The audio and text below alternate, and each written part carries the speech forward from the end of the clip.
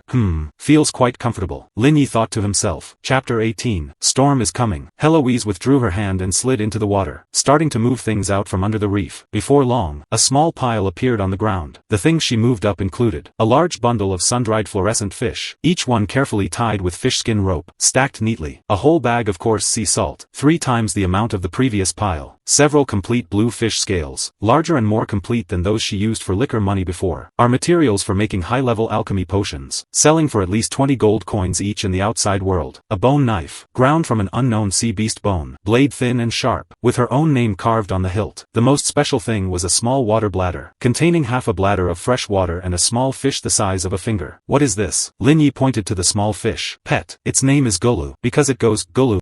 The small fish blew a bubble in the bag, making a faint gurgling sound. Lin Yi helped her pack her things, each carrying a part, following the winding path of the crystal fissure upward. Heloise turned her tail fin into feet with webbing, her walking posture different from humans, walking on her toes slightly with every step, as if ready to jump back into the water at any time. The further away she was from the underground sea, the drier her skin became, and the luster of her scales slowly darkened, but she didn't look back, holding the water bladder containing Gulu, barefoot stepping on the crystal gravel, walking step by step. It was already a few hours later when they returned to the tavern. The moment Lin Yi pushed the door open. Grack, who was drinking by the bar, looked up, seeing Heloise, who was soaking wet behind him, with scales growing on her arms. The Ratman holding the cup froze for a second, then shouted toward behind the bar, using Ratman language. Lin Yi didn't fully understand, but the approximate meaning translated was, "The boss has picked up something again." Heloise stood at the door, her gaze sweeping over every inch of the tavern. Her slit pupils contracted into a thin line in the candlelight, her nostrils gently twitching, smelling the ale, spore powder, honeywood fruit, and the mixed scent of over a dozen different dungeon creatures. Then she walked to the bar counter, looking up at Lin Yi, a very small smile floating on her face. "Brighter than I imagined," she said, "because the lights are on." Lin Yi took her to the back of the tavern, pointing to a piece of open space and saying, "You can dig a pool here, enough to soak your tail. When expanding in the future, we can dig a bigger one." Heloise walked over, squatting down to touch the ground, inserting her fingers into the soil, feeling the humidity and texture, turning her head to look at him. "Can I dig it now?" "Now, I don't need to sleep. Sea folk can sleep in the water, but there is no water now, so I'm not sleepy. Do you have a shovel?" Lin Yi rummaged from the storage room, and handed her an iron shovel. Heloise took the shovel that was a head taller than her, weighed its heaviness, and then started digging in the open space. Her strength was much greater than she appeared. One shovel could pry up a whole piece of soil. In less than a quarter of an hour, she had already dug a pit half a meter deep. Lin Yi watched from the side, suddenly realizing a problem. She dug so fast, perhaps not because of good stamina, but because she was in a hurry, hurrying before she regretted it. To turn this matter into an irreversible fact, he didn't help, but simply moved a stool and sat at the door, watching a sea folk girl who had never left the underground sea since birth, in the backyard of a strange dungeon tavern, digging her own future dwelling with an iron shovel. The sound of the shovel hitting the soil carried far into the darkness of the dungeon. Lin Yi began to recalculate the cost of expansion in his heart. The original plan was to add a business hall and 2 guest rooms. Now an underground pool must be added. The list of building materials must be updated. The pool requires a waterproof layer, which can only be purchased from the outside world. He thought of Silas of the White Pelican, a giant transport pelican, 50 gold coins a month for 4 flights. The first flight can transport wood and stone, the second to transport waterproof resin and pipe fittings, the third to— He took out a charcoal pen, writing the new purchase plan rapidly in the account book. The rhythm of Heloise digging soil continued for a long time in the darkness. Lin Yi closed the account book, looked up at the dungeon dome. At this moment, this abyss tavern gained one more person. Dungeon level 5. Grey Council ceiling room ruins. Orion's red robe shone in the darkness. He stood before a huge stone wall. The stone wall was carved with the same ancient runes as the tavern. Mercenaries stood behind him holding torches, illuminating the entire wall. Balan squatted in the corner studying a loose stone slab. Graham and Liz stood at the entrance on guard. Orion reached out, his fingertip touching a circular depression on the wall. That was a circular groove, with 3 interlaced marks in the middle, exactly the same as the imprint on the gargoyle's chest, and exactly the same as the hand-drawn pattern in the tavern's diary. "The imprint has been replaced," Orion said, his voice calm, but everyone present could hear it, the suppressed anger hidden under that calmness. "When was it replaced?" Liz asked, judging by the weathering on the edges. "At least 50 years. The techniques of these people are very sophisticated." Orion withdrew his hand, silver light flaring in his light gray pupils. "In other words, this trip was in vain." Graham shouldered his sword, somewhat impatient. "Not in vain." Orion turned to face the dark tunnel he came from, his red robe drooping silently behind him. "At least one thing has been confirmed. The imprint wasn't lost. It was collected purposefully." Broken Wasteland Edge. Northern Empire Military Camp. The tent was brightly lit by candles. A young officer in northern military uniform stood before a tactical table, with a creased dungeon map spread out in front of him. The map was an old version of the dungeon survey map bought from the Serdun City Chamber of Commerce, marking only rough passages of the first 5 levels, and a few known monster nests. The tent curtain was lifted. A messenger walked in quickly, putting a document stamped with the military department's wax seal on the table. The officer unwrapped it and glanced at it, looked up at the others in the tent, a hint of a smile appearing at the corners of his mouth. "The reinforcement order has come down. The 3rd Legion has transferred 2 full-strength infantry squadrons, and 1 spellbreaker squad. The spellbreaker captain will lead the team personally." The adjutant beside him gasped. "Spellbreaker? For a tavern in a dungeon?" The officer folded the document and put it in his breast pocket. "It's not for the tavern, it's for what's beneath the tavern." He stood up, and walked toward the outside of the tent. The moment he lifted the curtain, the cold wind of the desert poured in, blowing out the candles simultaneously. The cold wind carried sand, pattering against the tent fabric. In the distance came the neighing of horses and the sound of soldiers marching. "The advance team lost 3 scouts. The lives of scouts are lives too. We must bring them back. Alive to see the person, dead to see the corpse. If that tavern owner knows something, it is best to bring him out before he is killed by dungeon creatures. If he gets in our way." The officer did not finish. He vaulted onto his horse, tightening the reins. "All troops, prepare. Target dungeon level 1. When the pool was finished, Heloise had already been living in the tavern for 3 days. These 3 days proved that Lin Ye's investment was not in vain, because she could do the work of 3 people by herself. Heloise took over all seafood-related ingredient processing processing, such as descaling and deboning fluorescent fish, sorting and drying water algae, refining and bagging sea salt, etc. The fish scales on the chopping board were sorted into 3 piles by her. Transparent scales can be ground into powder to put in liquor, increasing the clarity of the liquor. Blue scales are alchemy materials, stored separately, waiting to be sold to adventurers or outside merchants. Silver scales are too hard to eat or put in liquor, but grinding them into small pieces and inlaying them on leather can serve as a natural waterproof coating. This is for you. She placed a small bag of ground transparent fish scale powder on the bar. What's the use? Add a pinch when brewing. The wine will be clearer. It won't affect the taste. Lin Yi accepted it, and tried it in a small barrel of experimental ale that same night. It was indeed effective. The liquor with fish scale powder added was clearer than ordinary ale, with finer foam. Even Grak could taste the difference. Why is today's so much smoother than usual? Lin Yi didn't explain, just recorded a note in the account book. Fish scale clarification method. Cost 0. Effect significant. Expansion preparations proceeded in parallel. Lin Yi sent a message to the mage using the fragment Orion left behind. He tried scratching a few words on the slab. Need building materials. How to contact White Pelican Shipping. A few minutes later, a line of silver writing appeared on the slab. Ask Balin. The dwarf knows all the building material merchants. When he went to find Balin, the dwarf had completely sobered up from his drunkenness. Hearing the words, expand the tavern, his eyes shone like 2 burning coals. You want to expand? This broken house indeed should be expanded. Last time I slept by the fireplace. A tile fell down in the middle of the night and almost smashed my head. Balin smoothed his red beard, which was braided into 4 strands, fished out a dog-eared parchment booklet from the tool bag at his waist, which was densely filled with a purchasing list in the dwarven language, and a supplier directory. What do you need? Wood, stone, metal parts, waterproof materials. Waterproofing for a pool in a dungeon is the key. Ordinary lime mortar won't last 3 months before leaking. You must use black pine resin, the waterproof resin specifically for dwarf mine tunnels. 1 coat can last 10 years. This stuff, only Ta's dwarf kingdom produces it. However, the White Pelican shipping station should have stock. They helped transport a batch for the dwarves last time. Lin Yi noted the black pine resin on the purchase list. Balin continued to flip through his booklet, excited as he spoke, his beard trembling along with him. Stone is best as basalt slabs, light, hard, non-absorbent, most suitable for laying in a pool. Wood should be iron oak, expensive, but insects won't eat it and it won't rot. How much do you need? I'll calculate it for you. How large is the pool area? How deep? Do you need a filtration system? Are you doing a drain? He took out a piece of charcoal and drew a sketch directly on the bar. Halfway through, he looked up at Lin Yi. Go to Silas of the White Pelican. That guy owes me a favor. I fixed the loading crane at their shipping station for him last time. Mention my name. The freight will be discounted. Lin Yi looked at the sketch covered in charcoal marks on the bar. A feeling of being most grounded since crossing over suddenly surged in his heart. Before crossing, he had worked in chain catering for 8 years, handled the renovation and expansion of 7 stores. Before starting every time, he would haggle with suppliers like this, check blueprints with construction teams, argue about budgets with headquarters finance. At that time, he thought these things were annoying to death, but now he felt these things were incredibly intimate, because this was a normal, expectable return project. In the dungeon, normal itself is a luxury. He wrote a letter to contact Silas of the White Pelican. The druid dispatcher at the shipping station replied quickly. Balin's name was indeed useful. The long-term agreement signing fee was 10% off. Lin Yi signed a monthly agreement, 50 gold coins per month for 4 fixed routes. The first flight departs in 3 days, transporting iron oak, basalt slabs, black pine resin, and a batch of pipe fittings. Total building materials plus freight amounted to about 120 gold coins. He flipped open the money box to count. The turnover from the last half month plus previous savings totaled 160 gold coins, enough to pay for materials and freight, and still leave 40 coins for daily purchases and emergency reserves. Compared to the last time he spent most of his savings at once, he was much better off. News of the expansion spread quickly in the tavern. The first one to express willingness to help was the gargoyle. No wages needed. Wanted ore. Lin Yi casually took out a crystal fragment, fist-sized, which could be exchanged for at least 10 bags of soul fragments in the dungeon. He handed it to the gargoyle. You are responsible for transporting stone. Those basalt slabs weigh 40 to 50 gene each. I can't move them by myself. Grak also came to help, saying he was strong, not afraid of getting dirty, didn't need wages, but wanted beer. Lin Yi calculated Grak's daily drinking volume, feeling this wage was actually much more expensive than hiring a real worker, but he still agreed. The Ratman's characteristics in construction were indeed first-rate. More importantly, Grak acted as a dungeon creature mediator during construction. Goblins coming to the tavern saw the backyard digging foundations, thinking it was some kind of new game, and wanted to jump down to play in the mud. Grak grabbed one of the goblins by the ear, and hauled it back, roaring a few sentences in Ratman language. Lin Yi didn't fully understand, but that goblin was scared green. From then on, all goblins walked around the construction area. Heloise arranged work for herself. She didn't understand architecture, but she said, the pool is my territory. Waterproofing must be perfect. She mixed fish scale powder into the black pine resin, stirred it evenly, and broke brushed it onto the joints of the basalt slabs. After brushing, she used her fingers to touch along the gaps inch by inch, patching a layer wherever it wasn't smooth. Balin watched from the side for a while, surprised to find that the waterproof effect of this mixed coating was better than pure resin. Fish scale powder would form a dense film after the resin solidified, sealing the tiniest pores. He muttered a long string of dwarven language on the spot, meaning something like, "I've been in engineering for 40 years, why didn't I think of this?" Then squatted down to help Heloise brush. The expansion project lasted 9 days. In those 9 days, the tavern operated as usual. Lin Yi wore enchanted leather armor during the day, shuttling between the construction site and the bar, supervising the delivery and installation of materials in the morning, greeting guests when opening at noon, discussing construction plans with Balin in the afternoon, calculating accounts and mixing drinks at night. Noise was the biggest problem. The clang-clang of hammers hitting stone, the squeak of saws cutting wood, the heavy breathing of Grak carrying stone slabs. These sounds echoed in the tavern, mixed with the chatter of guests and the clinking of glasses, forming a strange cacophony. Some guests complained it was too noisy. Lin Yi gave them a free ale as compensation. No one left because of the noise. Instead, some came specifically to watch the construction. Myceloid Old Blind Eye sent a few mycelia to observe from afar, likely collecting architectural information. An ogre squatted by the construction site for a whole afternoon, finally squeezing out, "Why are you humans' houses so troublesome?" Then went into the tavern to drink. Finally, on the afternoon of the 9th day, the expansion was completed. The tavern's area had doubled. The new business hall was much more spacious than before, able to put 8 more tables. A stone fireplace was built against the wall. Balin said it could roast the whole hall like summer when lit in winter. 2 guest rooms were added, each with only 1 bed, 1 table, and 1 fluorescent mushroom night light. In the dungeon, a safe room with a lockable door was already top-tier luxury configuration. Grak test slept for 1 night, telling Lin Yi the next morning, "It's the first time I've slept soundly in a place that isn't my nest." The pool was inspected by Heloise herself. She took off her outer garment and slid into the pool, diving a full circle underwater, swimming from one end to the other, checking every corner. When surfacing, she slapped the water with her palm, splashing Lin Ye's face with water, saying very seriously, "The gaps are all sealed. No signs of seepage at the bottom or walls of the pool. After soaking for 2 days, if it doesn't seep, then there will be absolutely no problem." Lin Yi stood by the pool, wiping the water off his face, looking at the brand new tavern backyard. The texture of the iron oak shimmered with dark red light under the candlelight. The edge of the pool paved with basalt slabs was neat and smooth. All this cost nearly 150 gold coins and 9 days of time. But from this moment on, the tavern was no longer just a broken house plus a cellar. It was starting to look like a real tavern. "Boss." Lin Yi turned his head. Heloise was still soaking in the pool, only her head exposed, the water level just reaching her collarbone. Silver scales appearing and disappearing underwater. Her slit pupils contracted into a thin line, her expression identical to the last time she asked if she could live in the tavern while on the reef. Serious, expectant, a bit nervous. "Can you tell me a story now? You still owe me one." Lin Yi sat by the pool. The outside world. He had saved up quite a bit. White Pelicans shipping. Serdun City's market. Tyr Sea's harbor. From when he signed the transport agreement at White Pelican, to when he first saw the harbor in Serdun City. He said the harbor's masts were like forests. The sails like clouds. He said, there were sea beasts that could sing on the sea surface. Their singing could spread for several miles. He said the dawn of the harbor. When fishing boats went out to sea, the oil lamps on the bows connected into a river of light, flowing from the harbor to the intersection of sea and sky. Lin Yi dipped his fingertip in the pool water, drawing the outline of a ship on the stone slab. He was drawing it for himself to see. He hadn't spoken so much for too long. Heloise rested her chin on the edge of the pool, her eyes unblinking. The pool water behind her, shimmering with quiet ripples. Southern tip of the continent, capital of the Theban kingdom. The council hall of the grey stone castle was filled with the smell of charcoal and rust. Both sides of the long table were filled with officers and nobles, everyone having a spread-out military report in front of them, read through many times. The person in the main seat wore a dark grey military uniform without badges, his fingers tapping on the tabletop, making a rhythmic light sound. His face was distinct under the cutting of candlelight and shadows. Agrius, commander of the Theban Dragon Cavalry Legion. In the military system of the Theban kingdom, the Dragon Cavalry Legion is an independent force higher than all conventional troops, reporting directly to the king himself. His title is general, but in fact, the things he did on the battlefield usually did not belong to the scope of command. He was more accustomed to leading the charge personally, and the things that have been stained by the spear forged from dragon crystal are enough to write a continental race atlas. At this moment, his fingertip was pausing on a torn-in-half report fragment on the table, the edges of the page scorched. That was picked up from the ruins of the destroyed northern military camp. Only a few recognizable words remained on it. Dungeon Level 1. Abnormal magic fluctuation. Building structure. Lights. The Northern 3rd Legion sent 2 squadrons to the dungeon. His opening made the whispers at the whole table quiet down instantly. He lifted his eyes to sweep across the 2 sides of the long table. Which of you believes the Northern Empire would send 2 squadrons for a broken house in a dungeon? No one answered. Agrius flipped the fragment over. The back was a fragment of another report, from Theban's own intelligence network. A small small piece of charred fire lacquer fragment was still stuck to the edge of the letter paper, with only one line of text on it. The handwriting was sloppy but the strokes were forceful, obviously written in a hurry by intelligence personnel before evacuating. Grey Council ruins confirmed to exist. Con. The words behind were burned away. The fire lacquer fragment, covered half a line of text, just happened to be at the location of the keyword. But what was behind the con character? Everyone present could guess. What the North was looking for was already very obvious. Agrias stood up, walking toward the huge map of the continent hanging on the wall. He picked up a charcoal pen at the location of the dungeon, drawing a circle. We are looking too, and we have been looking for longer. He turned around, his iron-gray eyes sweeping across the two sides of the long table. From now on, the dungeon is included as a search target. Intelligence network, pay attention to this place. We are not in a hurry to compete with the North for first place. Let them explore the path first. Intelligence priority. Dungeon level 1 architectural structure. Building owner's identity. Distribution of surrounding forces. Movements and equipment of northern troops. All included in unified intelligence archiving.